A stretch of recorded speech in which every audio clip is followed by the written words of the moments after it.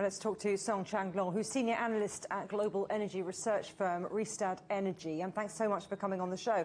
So, full gas storage doesn't solve the energy problems across Europe. And it doesn't mean that Germany, for example, is going to make it through the winter, does it?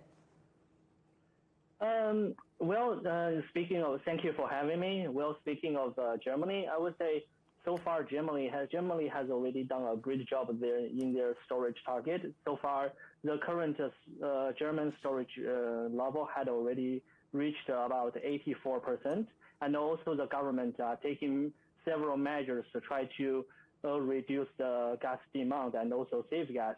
For example, they were trying to cut the gas use by reducing the heating in the public buildings and also shutting off the lights during the night.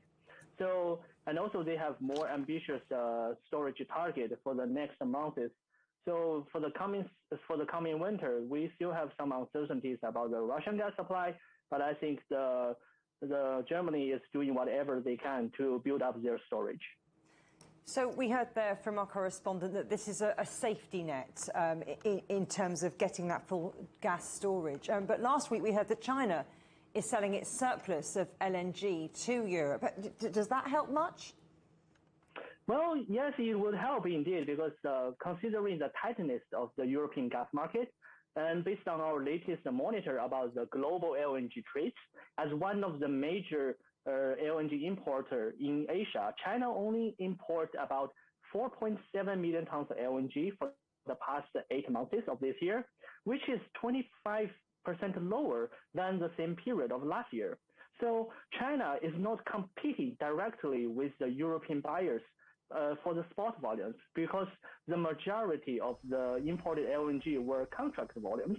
So instead, China now they partially selling its surplus to Europe. It will definitely help Europe build up their storage to some degree, because now China has a relatively healthier inventory than Europe.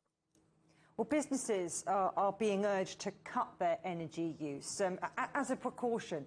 I mean, what do you think? How likely will we see energy rationing across Europe this winter?